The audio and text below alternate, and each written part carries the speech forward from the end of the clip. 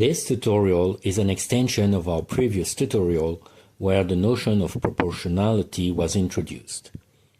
What we are going to present here is a tool that is available in most spreadsheet software, such as Excel, and which allows us to determine more general relationships between variables. There are actually many software that can achieve the same goal, so this is not a specificity of Excel. For this tutorial, LibreOffice Calc was used, and the procedure that is shown is easily transposable to any other alternative software, such as Excel. Let us start with a first example. Suppose we do an experiment in which we want to determine how a physical quantity y changes when we change a physical quantity x. This means that x is the quantity whose values we choose. We say that it is the independent variable. On the other hand, y changes as a result of the change we made in x, so we say that y is the dependent variable. Now, suppose that we choose 7 different values for x and we measure the corresponding values y. These values are shown in the table. In order to determine the relationship between x and y, we start by making a graph. One should keep in mind that it is a standard convention to graph the dependent variable versus the independent variable. And here I have to mention the recurrent mistake where students don't know what y versus x means. So let us make it clear. Y versus x means y goes on the vertical axis and x goes on the horizontal axis. It is important not to do it the other way around, especially when the slope of the graph is to be related to some physical quantity. So, here is a copy of the table into the spreadsheet software, and in order to graph the data properly, the values for the dependent variable must be in the second column. All we have to do is to select the 2 columns. Note that only the numbers must be selected, not the columns labels. Then we can insert a chart, and here we want to make an XY scatter plot.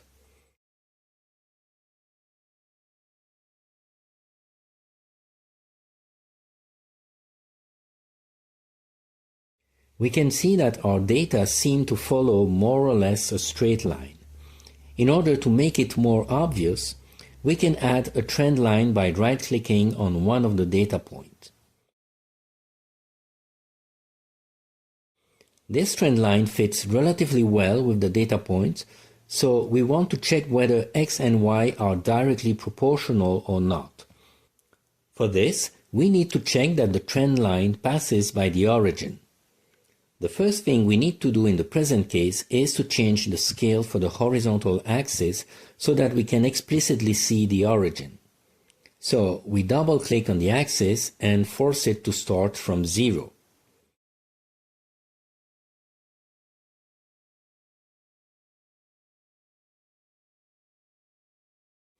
Now it appears that, indeed, the trend line seems to pass by the origin, but we can make it obvious by asking the software to extrapolate it backwards.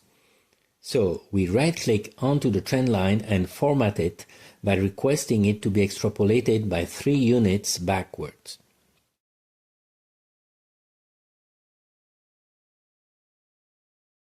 And now we can clearly see that the trend line passes very close to the origin, so we can say that x and y are directly proportional. The software can do even better and give us the equation of the trend line.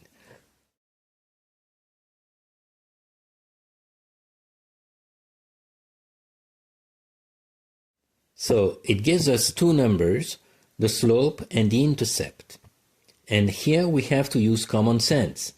We can see that the intercept is not 0, so the trend line doesn't pass exactly by the origin. However, it should be clear that it nearly passes by the origin.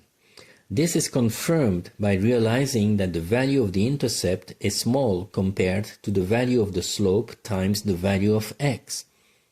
In other words, the intercept is negligible. Putting everything together, it should be clear that the relevant equation for our data is something like y equals 0.239 times x, meaning that the slope is 0.239. Let us see another example. We do another experiment, we measure some other quantities x and y, and we obtain the value that are shown in this new table. As before, we want to determine the relationship between x and y, and we start by graphing the data. The procedure is the same as before. We make an xy scatter plot.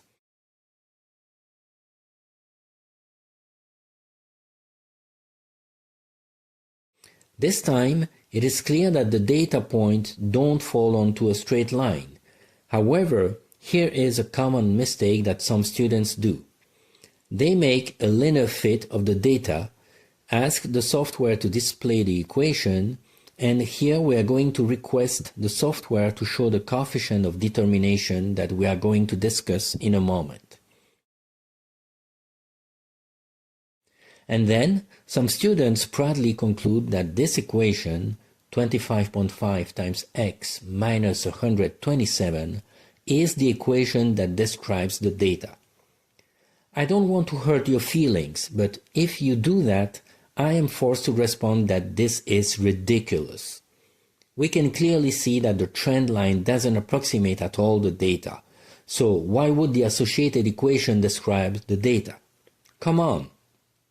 Now it is a good time to mention that the coefficient of determination, r squared, tells us that the fit is not good.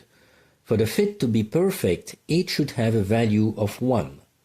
The more it deviates from 1, the worse the fit. So, let us try to fix this by formatting the trend line. Let's try a power fit.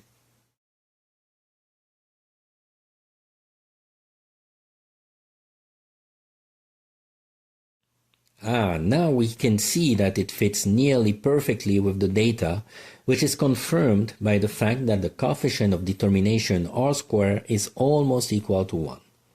So we can see that the software is telling us that the equation of the fitted curve is given by a constant, 0.07, times x, the horizontal variable, to the power of almost 3.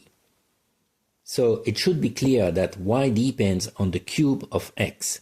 This means that y equals some constant k, which is 0.07, times the cube of x.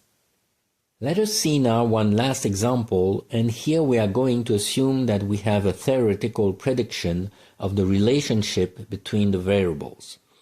For example, if we consider a mass that is attached to a spring with constant Ks that oscillates horizontally on a frictionless surface, we have a theory that predicts that the period of the oscillation is given by 2 pi square root of the mass over the spring constant. Of course, this can be rewritten as 2 pi over square root of Ks, which is a constant, times the mass to the 1/2 power. So, that's what the theory predicts, and we might want to experimentally test the validity of this prediction. One way of doing this is to measure how the period t of the oscillator changes when the mass m is varied, while the spring constant Ks is maintained constant.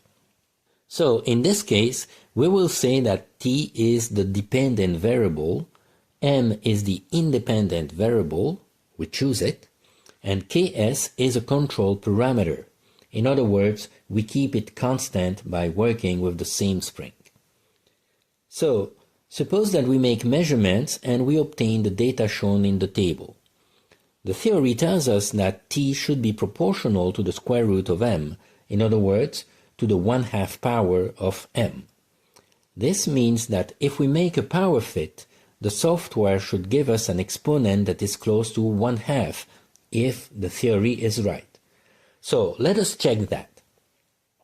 Once again, we select our 2 columns and make an XY scatter plot.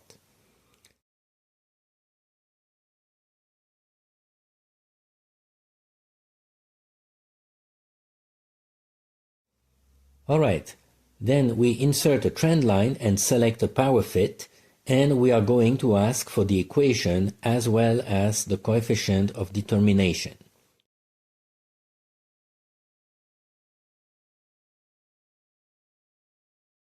And we can see that the trend line shown fits very well with the data points, which is confirmed by the fact that the coefficient of determination r squared has a value very close to 1.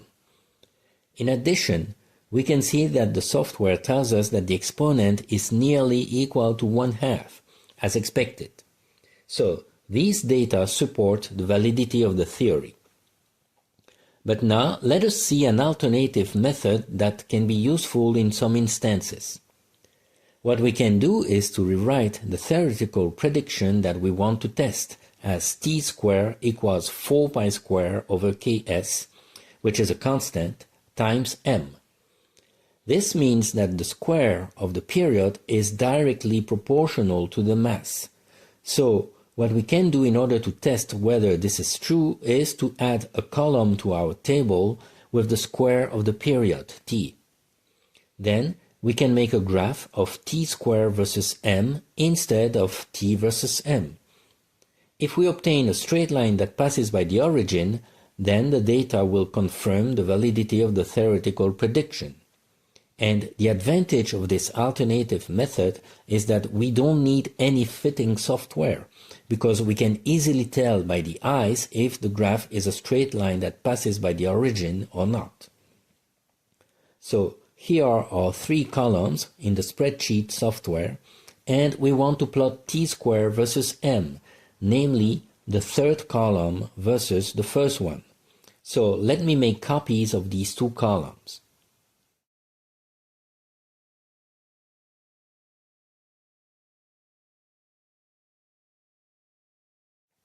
Now we can select them and make the scatter plot.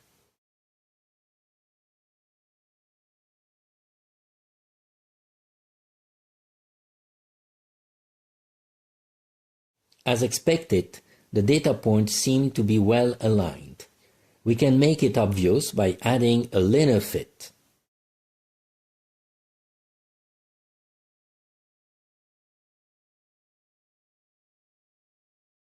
Once again, the intercept is negligible compared to the slope times x. In other words, the trend line passes nearly by the origin, so we can conclude that, as expected, the square of the period is directly proportional to the mass. In addition, the coefficient of proportionality is the slope of the line, which we can identify to be equal to 4 pi squared over ks, so that we can determine the value of the spring constant ks to be equal to 2 Newton per meter. This concludes this tutorial. Don't forget to like this video, share it on your social media, and write a comment.